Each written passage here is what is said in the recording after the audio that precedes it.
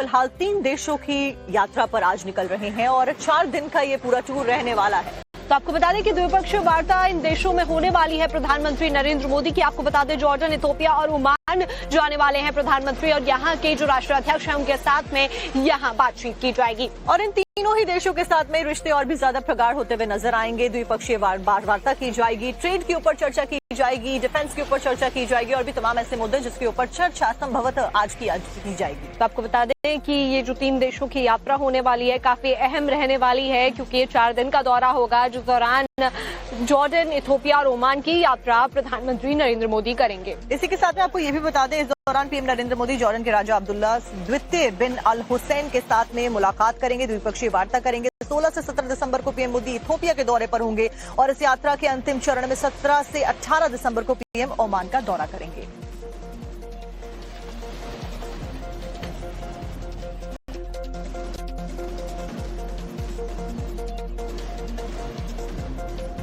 नितिन नवीन आज दिल्ली आएंगे और ऐसे में आज उनका भव्य स्वागत किया जाने वाला है। बीजेपी के कार्यकर्ताओं को संबोधित भी उनके द्वारा किया जाना है। खास जो स्वागत की तैयारियां हैं वो कर दी गई हैं। आपको ये भी बता दें कि बीजेपी ने बिहार सरकार में मंत्री नितिन नवीन को राष्ट्रीय कार्यकारी अध्यक्ष के तौर पर नियुक्त किया है और उसके बाद में आज वो कार्यकर्ताओं को संबोधित करेंगे।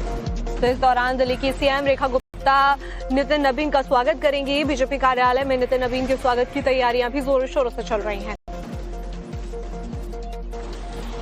नितिन नवीन जी हमारे साथ हैं। नितिन जी, बड़ी भूमिका में आप आरोप रखेंगे किस तरह से?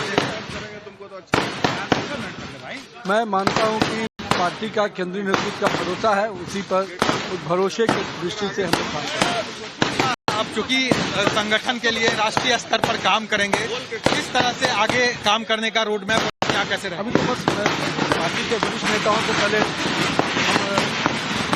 हम ले लेते हैं, फिर इसमें कैसे आपको मिला जानकारी? पहले कॉल पे ही आया? माननीय राष्ट्रीय अध्यक्ष जी का, माननीय गृह मंत्री जी का, माननीय रक्षा मंत्री जी का आशीर्वाद है और उन्हीं के केंद्रीय चुनाव समिति, केंद्रीय पार्लियामेंट्री बोर्ड का जिन्होंने मुझे अपना भरोसा जताया, मैं उनका भी धन्यवाद। प्रधानमंत्री जी और इसी के साथ में मुंबई के सिल्वर बीच से देश दुनिया की बड़ी खबरें हम आप तक पहुंचा रहे हैं, लेकिन फिलहाल एक बार डिजिटल अरेस्ट, फर्जी लोन ऐप, यूपीआई फ्रॉड और लोन फ्रॉड के जरिए लोगों से लाखों रुपए की ठगी को अंजाम देते थे। यूपी के आगरा में पुलिस ने साइबर अपराध पर अब तक का सबसे बड़ा प्रहार करते हुए 3 साइबर ठगी गिरोह का पर्दाफाश किया है। इस कार्रवाई के दौरान पुलिस ने 34 शातिर अपराधियों को गिरफ्तार किया है। ये शातिर अपराधी फर्जी लोन, यूपीआई फ्रॉड के जरिए लोगों के साथ लाखों की ठगी की वारदात को अंजाम देते थे और जांच में सामने आया है कि साइबर ठगी का ये नेटवर्क सिर्फ देश ही नहीं बल्कि विदेशों तक भी फैला हुआ है और पुलिस ने इस नेटवर्क के दुबई कनेक्शन का भी खुलासा किया है। ये तीनों ही अलग अलग जो मुकदमे पंजीकृत हुए हैं, इसमें 3 अलग अलग गिरोह बड़े पैमाने पर लोगों को बहला फुसलाकर उनके अकाउंट्स खुलाते थे, नकली जो फर्जी आईडी पर सिम खरीदते थे और उनसे लोगों के साथ धोखाधड़ी करते थे। वहीं पुलिस ने इन अपराधियों के पास से 32 मोबाइल फोन, फर्जी सिम कार्ड समेत बैंक दस्तावेज और नकदी भी बरामद की है और फिलहाल इन सभी अपराधियों से पूछताछ जारी है, जिसके बाद मामले में कई और बड़े खुलासे हो सकते हैं। खबरों में अब आपको लेकर चलते हैं सूरत, जहां पर एक 17 साल की लड़की ने ऐसा ड्रामा क्रिएट किया जिसकी वजह से सभी की जान हलक में आ गई। आप भी देखेंगे तो आप भी चौंक जाएंगे। दरअसल ये लड़की अपनी मां से नाराज थी और उसके बाद में इसके द्वारा सुसाइड की धमकी दी जाने लगी। ऐसे में वो छत पर चढ़ गई थी। छत पर चढ़ने के बाद में वो नीचे कूदने की धमकी दे रही थी। दरअसल जो पूरी सोसाइटी वाले लोग थे वो भी वहां पर एकत्रित हो जाते हैं और उसके बाद उसे ना कूदने के लिए कहते हैं, जिसके बाद हड़कंप मचता हुआ भी नजर आता है। आप देखिए रिपोर्ट। सूरत के अल्थान इलाके में रविवार सुबह लोगों की सांसें उस वक्त अटक गई जब लोगों ने एक नाबालिग लड़की को 10वीं मंजिल की छत की दीवार पर खड़े देख कार्ड का वेरिफिकेशन किया। इस दौरान लोगों का आपराधिक इतिहास भी खंगाला जा रहा है।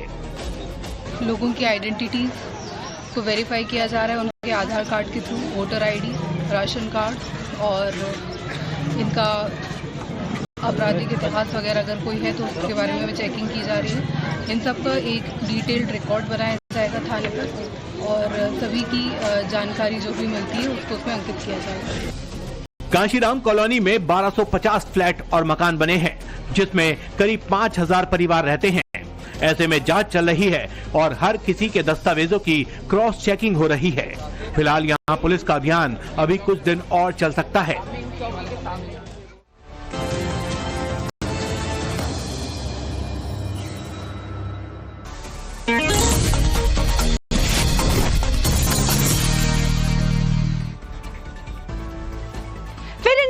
सुपर हिट बुलेटिन में इतना ही। अब वक्त हो गया है फ्रेश एंड फास्ट का। तो चलिए आगे बढ़ते हुए खबरों में डिटेल के साथ में बिल्कुल सुपर फास्ट अंदाज में आपके सामने सारी जो मॉर्निंग अपडेट है वो रखने वाले हैं। हम आपको फ्रेश एंड फास्ट में अलग अलग खबरें बताएंगे डिटेल्स के साथ में। आपको बताएंगे उत्तर प्रदेश में कहां पर आखिरकार जमीन विवाद इतना ज्यादा बढ़ गया कि गोलियां निकाल ली गई, गोलियां चला दी गई, बंदूक किसकी थी, कहां से आई, डिटेल्स क्या थी, आपके सामने रखेंगे। इसी के साथ में आपको दिखाएंगे कहां पर एक लड़की की शादी हुई, उसके बाद में ससुराल वाले ही आखिरकार बहू की जान के दुश्मन क्यों बन गए, वीडियो वायरल हो रहा है और उसके बाद में क्या कुछ हुआ, अपडेट क्या है इस पूरे मामले में, ये भी आपको बताने वाले हैं। वहीं आपको बताएंगे कैसे आधी रात को फोटोशूट करना 5 लोगों की जिंदगी के ऊपर भारी पड़ जाता है, आखिरकार इन लोगों के द्वारा क्या किया गया। और आपको बताएंगे कहां पर एक दारोगा के पीछे उसी का पूरा जो पुलिस महकमा था वो पड़ जाता है। आखिरकार इस दारोगा की गलती क्या थी, डिटेल्स क्या है, आपको बताएंगे फ्रेश एंड फास्ट में। इसके अलावा फ्रेश एंड फास्ट में बात होने वाली